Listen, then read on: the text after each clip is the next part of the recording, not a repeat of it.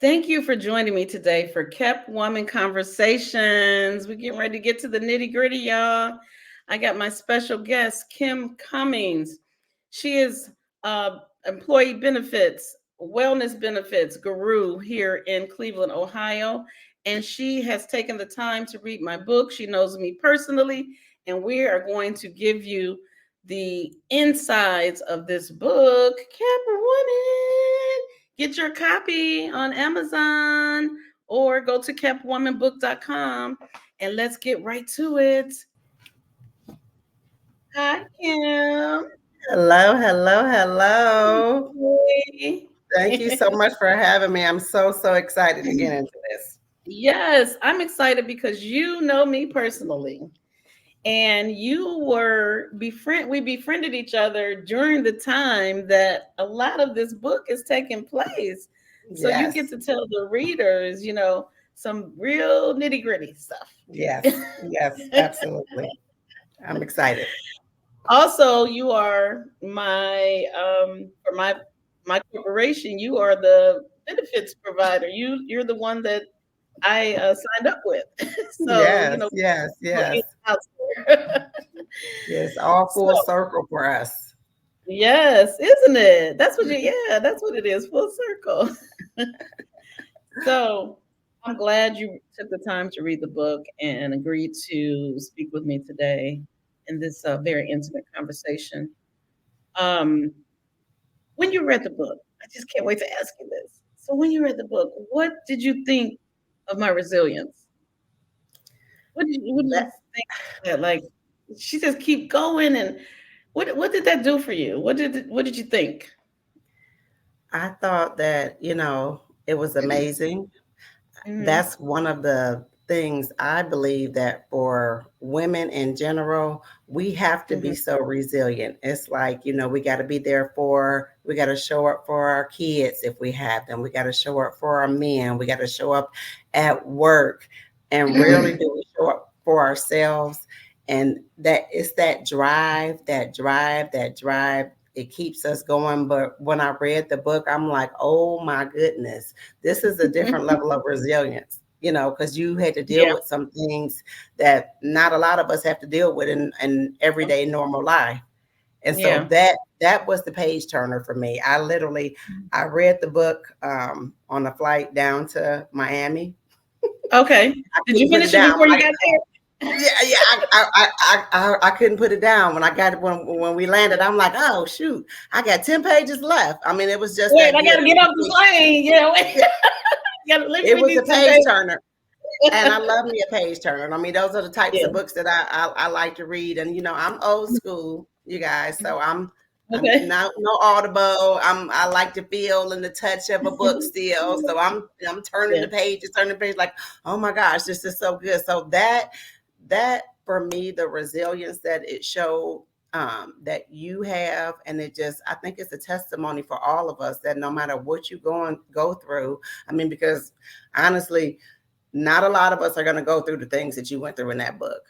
But for me, seeing you fall down, get back up, fall down, get back up, and not just get back up with, not negativity in your heart, get back up and still trying to remain positive. I think that piece was paramount for me.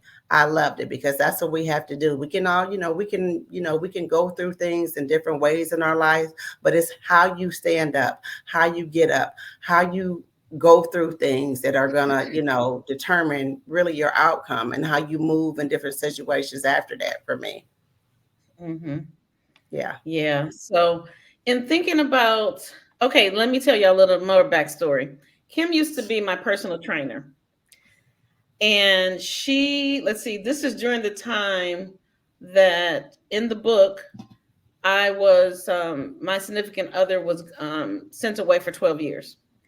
And with her being my personal trainer, we talked while we worked out. And she knew something was going on with me, but she didn't know like what she knows now because she didn't read the book. So in working with me before Kim, knowing that I was going through this and he was away, now you got all the backstory. So what did that make you think? I thought, wow. So now looking back, I Uh-huh. have like a different perspective. Some days, I would, because this backstory, the personal training business that I had, I would come to my clients' houses. So nobody had any Yes. excuse not to work out. So Yeah. some days I would come and you'd be all pepped up and ready to go.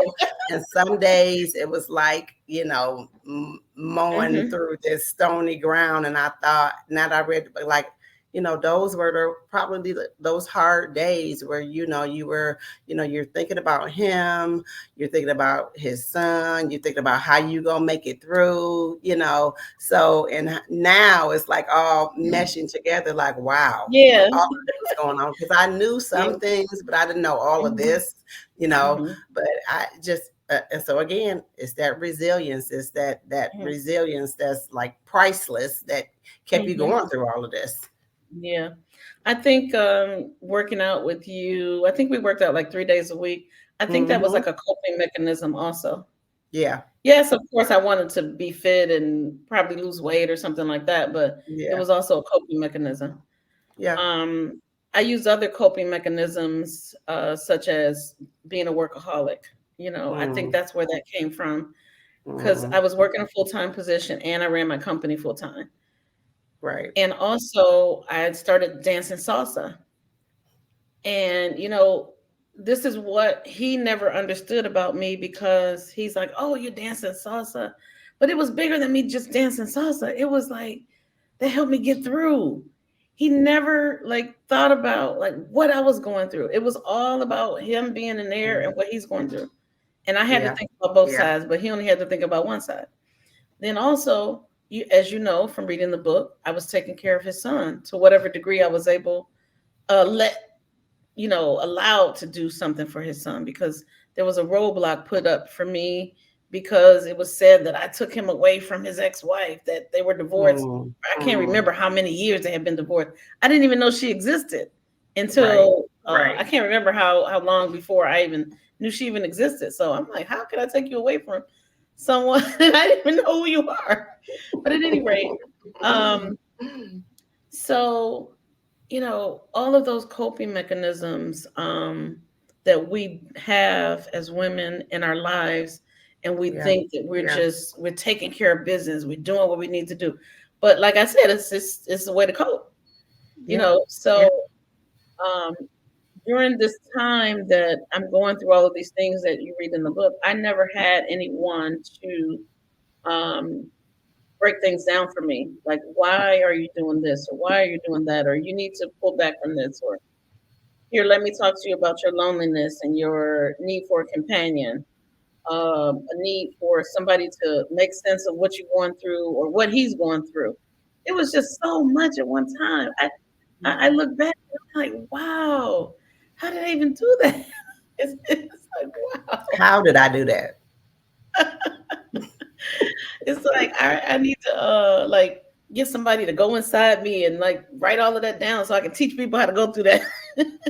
Absolutely. Yeah, Absolutely.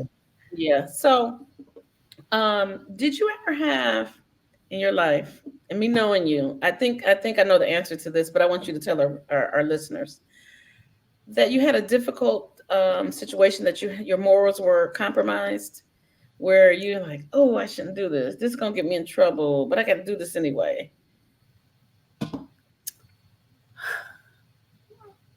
Can't just morals compromise? No, because I tell people all the time, like, I'm not the person to rob a bank with.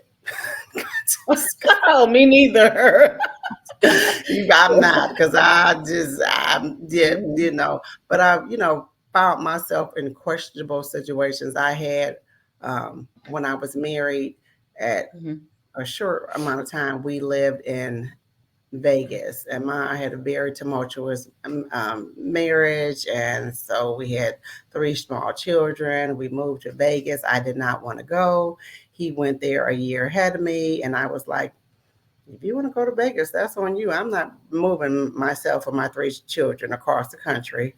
At this time, I was heavily involved in the church and everything. I'm like, I'm not doing it. And then my pastor at the time was like, well, that's your husband. You need to go out there with him. You're leaving him uncovered. And so I go out there, take three kids out there, and it just went downhill from there. And Mm. at some point, the relationship got physical. I ended up going to the hospital in the middle of the night because my entire arm was swollen. Got there, Oh, and during that time, uh, if there was any type of physical, and this is the first and only time we had ever gotten physical, but anything mhm. physical, they were taking both people to jail. And so I thought, oh my goodness, when I go Mhm. to this hospital, I cannot tell them that they got physical because they're going to put me in Cook County Jail in Las Vegas, and I'm so far away from my loved ones in Yeah, and Cleveland, then the kids and and they're everything. going to take him. But in my head, Mhm. I wasn't thinking about him. I was just thinking about me. I'm the person that my kids need. Mhm. So when I got Mhm. there, they said, "Well, what happened, Miss Cummings?" What I said, "I slipped and fell on a toy," and those nurses were looking at me like, "Yeah, right." You did not slip and fall on no toy. But in my head, I'm like, I gotta do this. But so we find Mhm. ourselves Yeah. doing and saying Mhm. things for the greater good of ourselves. You know what I'm Yeah. saying? So, Mhm. so that Yeah. might have been the only time something like that happened. But sometimes we, make, slightly bad choices for the right reasons. And Yes. so you're Yeah. leading into what with that question, I think I know from the book, but go Yeah. ahead. What do you think I'm talking about?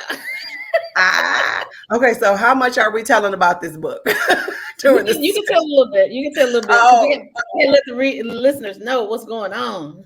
okay. So when leading up to that, I thought you were going to Mhm. talk about um, there was a time when he was in prison Mhm. and he leaned in and asked you to come in, and you probably thought he was about to whisper sweet nothings into your ear, but he Uh-huh. asked you if you could transport some marijuana into prison, and you Yeah. Some of the probably popcorn.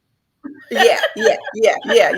And I knew you were about to fall out of your chair, and I was like, oh, Robin, no. I'm reading the book like, no, Well, Robin would definitely say no now. Let's get that out the no. way. But Robin is not who she was back then. She's not that person now. I'm different, Exactly, but yeah, exactly. so I can't really And it's like I these don't even know things, why I said yes. decisions that we make Yeah, yeah, for yeah. our quote unquote men that Yeah, we yeah. think we love, and they think they love us, their perception of love, which now we know is not love. Mhm, Now we mhm. know it's not love. And I think that all women struggle with this. And well, I don't want to group us all together. A lot of women, we struggle with this. We make these types of decisions. I think that as women, we are very relationship focused, and we are very Mhm, focused on just keeping that relationship together. That a lot of times we find ourselves doing things that we, now in our older, more mature self, we would never do.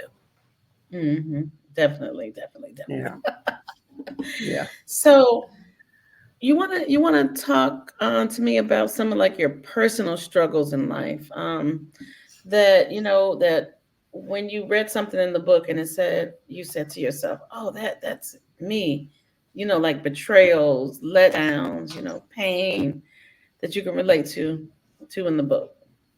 Yeah, definitely. Yeah. Um, I remember in the book when you found out, let me see, because there were two times when you kind of found out, like, oh my gosh, he married. He got a child. He got a like, and you Mhm. knew nothing about it, and it just Mhm. it would.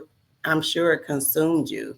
I remember being in that situation with my marriage. I found out that my ex-husband had another daughter, and I'm like, what? Where did this come from? Mhm.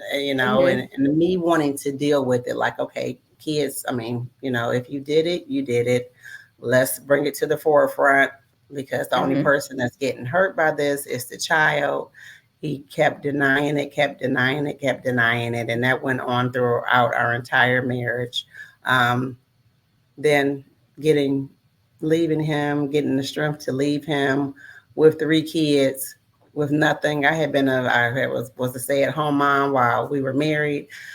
Mustered Mhm. up the strength to finally leave him after 11, 12 years of marriage, and no job, no resources, no home. Moving myself and my 3 kids into my parents' house. We were all staying in this one bedroom in their house. But, God just making a way. And, I think a lot of us have our sister friends that push us and keep us going through. And some of us have our loved ones that can kind of help us. And, you know, Mhm. years later, my my 3 kids, got a chance to meet their sister from this Mm. outside relationship that they had had. Mhm. And it was very, I was, again, I didn't, in my head, the only person that had an allegiance to me was my ex-husband. I'm not one of those people that like want to go after the other woman or do that. That's just no, absolutely not. Of course, Mhm.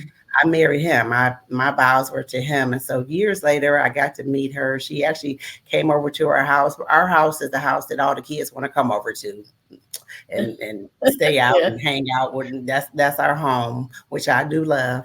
And I met her, Mhm. and she's such a sweetie. And my she was my I remember my oldest daughter was driving them someplace, and so my mom is on 24/7, and so I was like, well, is your mom okay with that? And she was like, well, she is. I said, well, you know what, have her give me a call, because I just want to make sure she's okay with you going Mhm. someplace with the other kids in the car. And so um, her mom called me, and this was the person that had been having he actually, I found out they had an affair pretty much our entire marriage.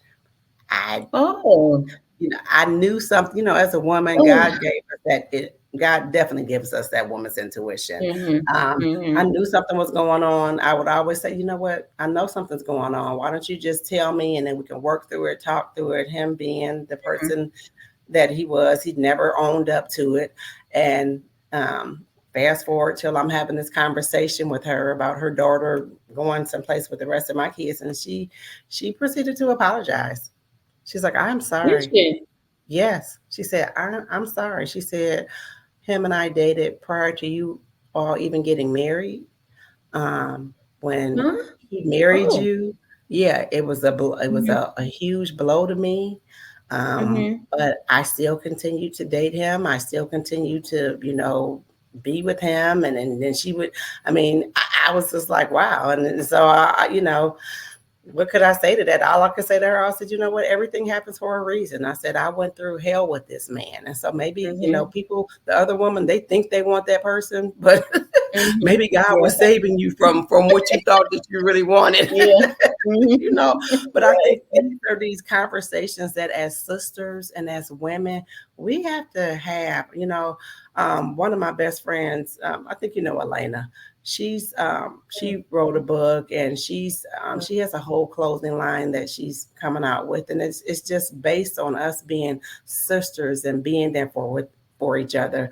Like you Mhm. said, even with the personal training I was doing for you, that for Mhm. me, that was spiritual, me helping so many people, Yeah, but we with get really their. close. Yeah, Yeah. we did. It was Mhm. it was Yeah. it was a spiritual thing. Like I Yeah. grew a lot of bonds with a lot of different people. It's like, Mhm. sitting in a hairstylist chair where you divulge everything to your hairstylist. Yes, your Personal hairstylist. trainers, people do the same thing. And so, I Yeah. value those relationships. And I found that Mhm. so many women, we find ourselves going through so many things. And so you having being transparent about your life and your struggles.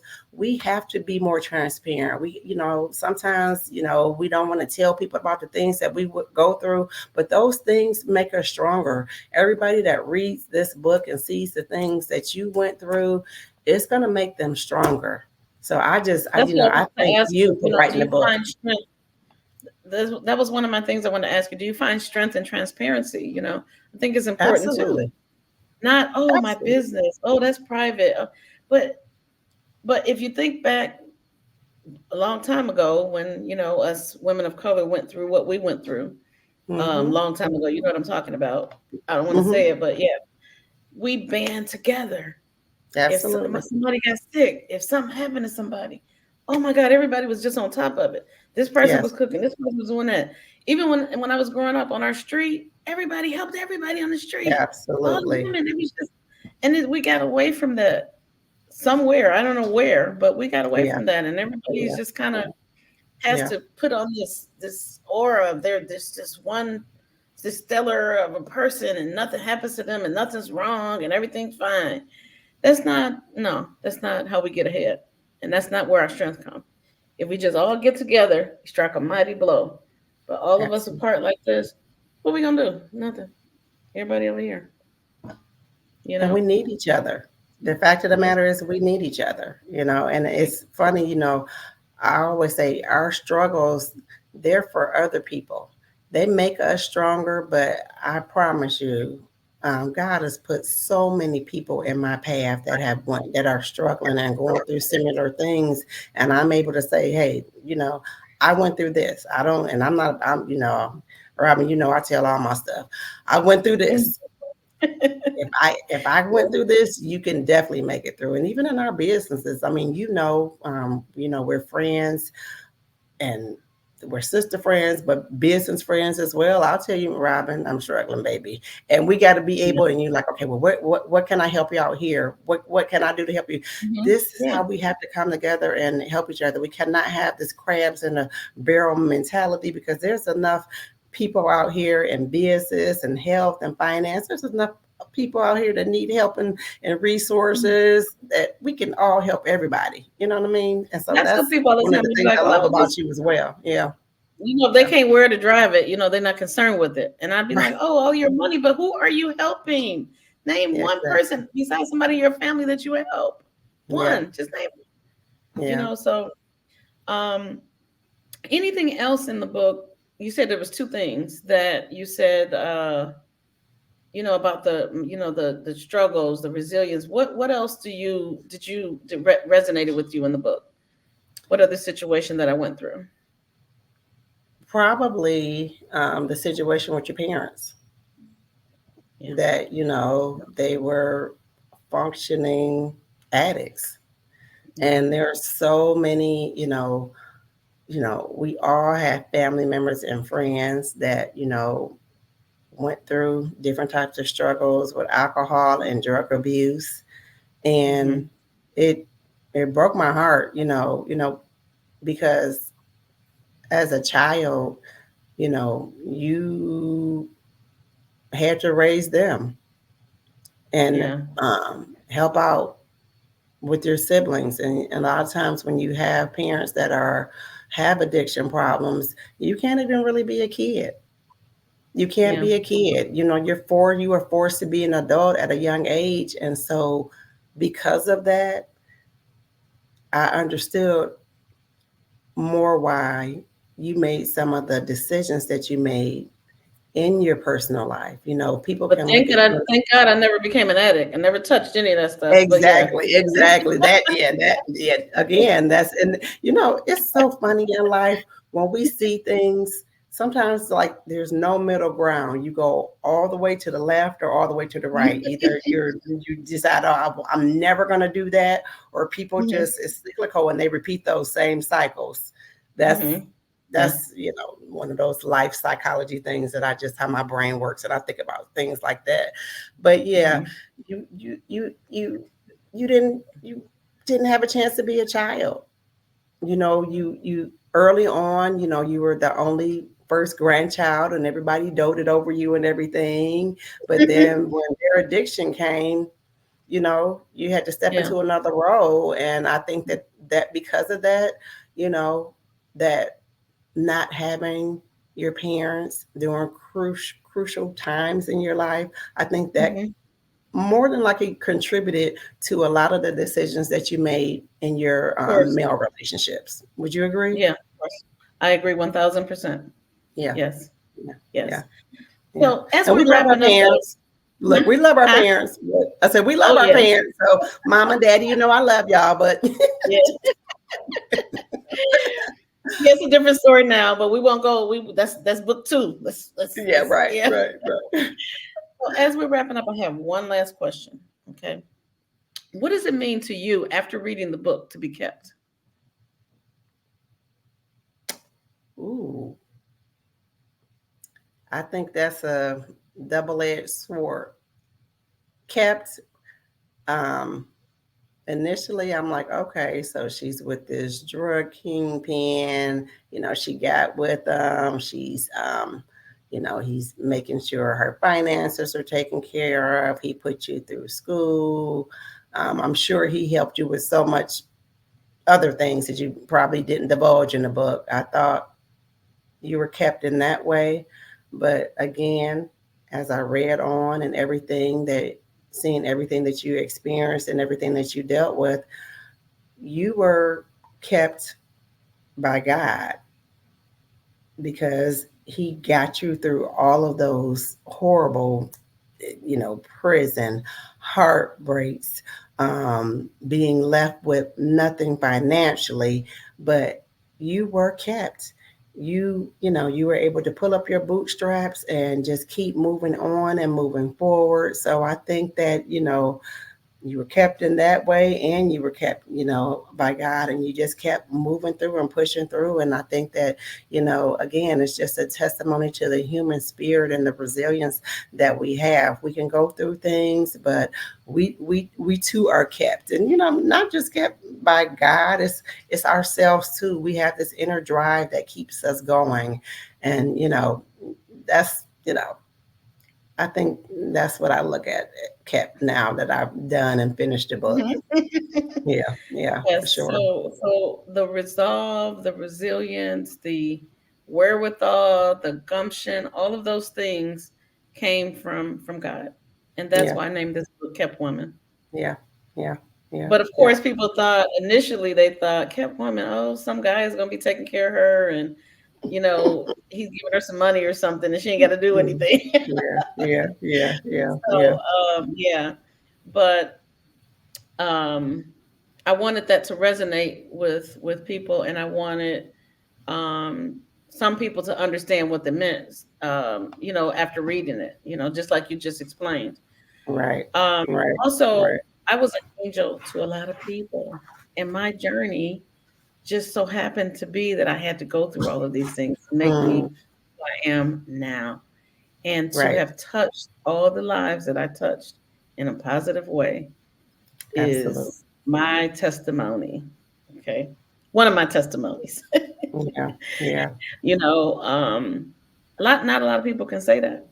They don't know what it means to actually do something for someone else. And it wasn't always about money, Right. you know. Yeah. A lot of Um, times it isn't. Most of the yeah, time it isn't. yeah. Yeah, Some people yeah. tell me they're like, you don't even know how many people's lives you touch. You just thinking about the person you talking to right now that you touched their life, but all the other people that you forgetting because it's not apparent to you. Right. And so that's what it's all about, and that's what these conversations are supposed to be about. We taking a look at the book as it relates to individuals' actual lives, mixing the two and finding strength in that. And we're going to continue to build this movement, and we're going to all band together like what we're talking about. And we're Absolutely. going to band together and help each other. And we're going to do it one by one. That's right. And you are my second guest on this segment. Oh So it's wow. pretty cool. Thank Yeah, you. okay. I thank you. I appreciate you for, allowing me to be a part of this movement and a part of this kept woman dialogue that we Kept want to women keep movement, going kept for women sure. conversations. Woo! Yes, I think we got yes. some good we got down to some nitty gritty today, but we can't talk about everything in the book because we'll be here all day. That's right. That's right. You're right. All right. Thank you so much, Kim, for talking to me Absolutely. today. And we will get right to keep going with this Kept Woman Conversations. I mean, my hope is that everyone reads the book and that they find they can read it, listen to it, and they can find their transformational journey themselves, life-changing moment by reading this book. Thanks again, everyone, for tuning in. Have a great day.